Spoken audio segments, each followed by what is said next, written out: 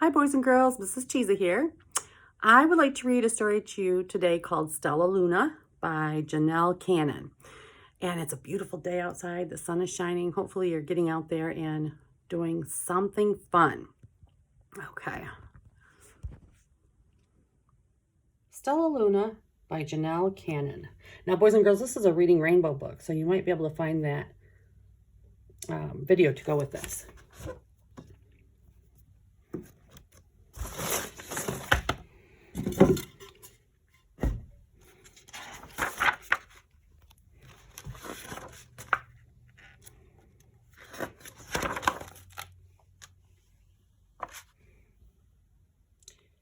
In a warm and sultry forest far, far away, there once lived a mother fruit bat and her baby. Oh, how Mother Bat loved her soft, tiny baby. "I'll name you Stellaluna," she crooned. Each night, Mother Bat would carry Stellaluna clutched to her breast as she flew out to search for food.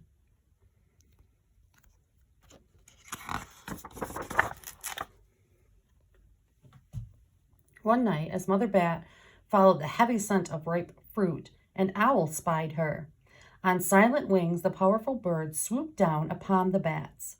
Dodging and shrieking, Mother Bat tried to escape, but the owl struck again and again, knocking Stellaluna into the air. Her baby wings were as limp and as useless as wet paper towel.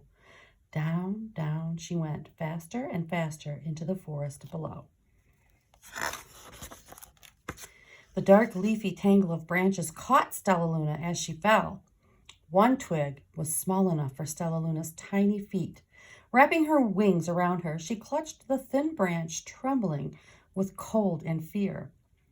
"Mother," Stellaluna squeaked, "where are you?" By daybreak, the baby bat could hold on no longer. Down, down, again she dropped. Flump! Stellaluna landed head first. Flump! Stellaluna landed head first in a soft, downy nest, startling the three baby birds who lived there. Stellaluna quickly clambered from the nest and hung out of sight below it. She listened to the babble of the three birds. "What was that?" cried Flap. "I don't know, but it's hanging by its feet," chirped Flitter. "Shh, here comes Mama," hissed Pip. Many, many times that day, Mama Bird flew away, always returning with food for her babies. Stellaluna was terribly hungry, but not for the crawly things Mama Bird brought back. Finally, though, the little bat could bear it no longer. She climbed into the nest. She closed her eyes and she opened her mouth. Plop! In dropped a big green grasshopper. Stellaluna learned to be like the birds. She stayed awake all day and she slept all night. She ate bugs, even though they tasted awful.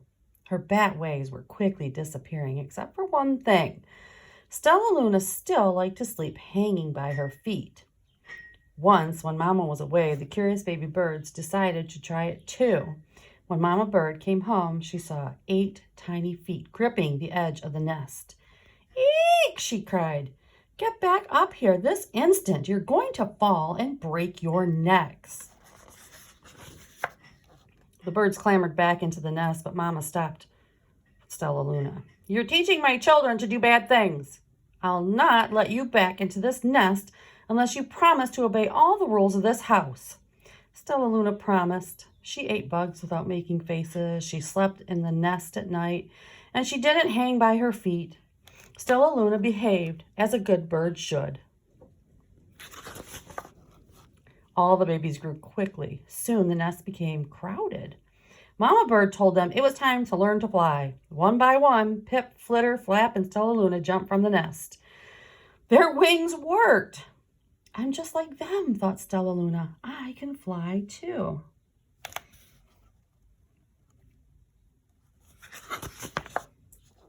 Pip, Flitter, Flap, and Flap landed gracefully on a branch. Stellaluna tried to do the same.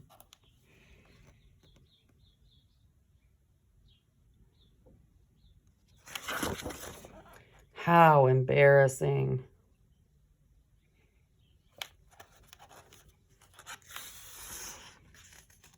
will fly all day, Stellaluna told herself. Then no one will see how clumsy I am.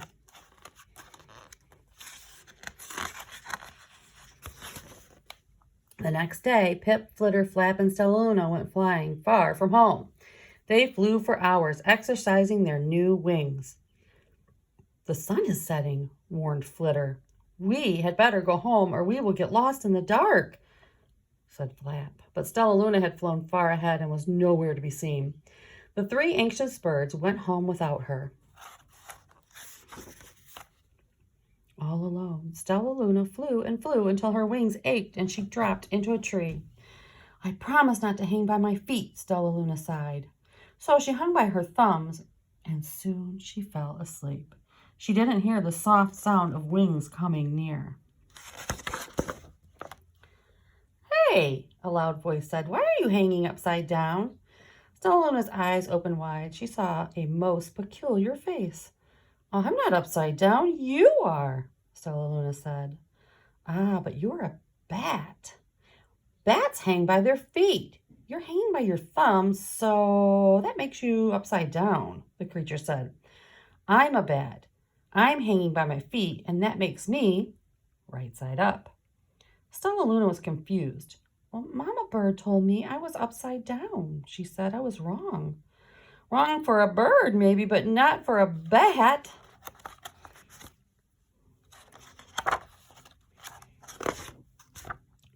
More bats gathered around to see the strange young bat who behaved like a bird. Stellaluna told them her story. You ate bugs? Stuttered one. You slept at night? Gasped another. How very strange, they all murmured. Wait, let me look at this child. A bat pushed through the crowd. An owl attacked you, she said. Sniffing Stellaluna's fur, she whispered, You are Stellaluna. You are my baby. You escaped the owl? Cried Stellaluna. You survived?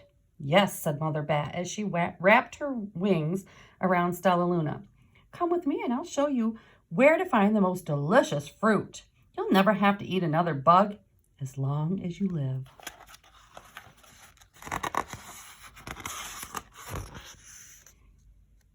But it's nighttime, Stellaluna squeaked. We can't fly in the dark or we'll crash into trees. We're bats, said Mother Bat. We can see in the darkness. Come with us. Stellaluna was afraid, but she let go of the tree and dropped into the deep blue sky. Stellaluna could see. She felt as though rays of light shone from her eyes. She was able to see everything in her path.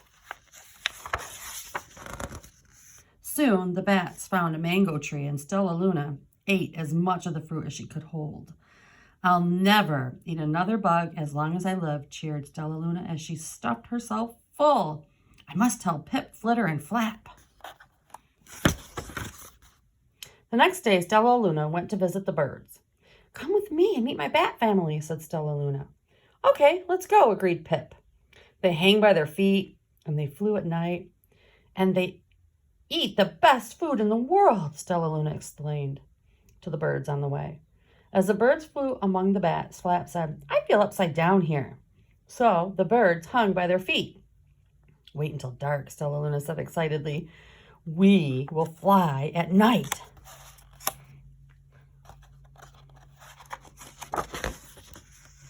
When the night came, Stellaluna flew away. Pip, Flitter, and Flap leapt from the tree to follow her. I can't see a thing, yelled Pip. Neither can I, howled Flitter. Ah, shrieked Flap.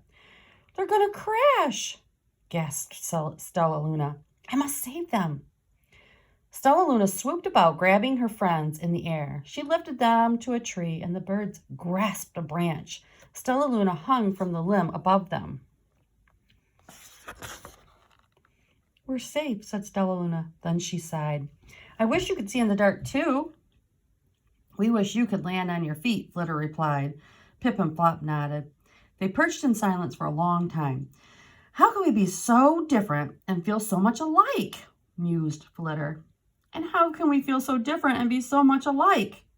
Wondered Pip. I think this is quite a mystery, Flap chirped. I agree, said Stellaluna, but we're friends, and that is a fact.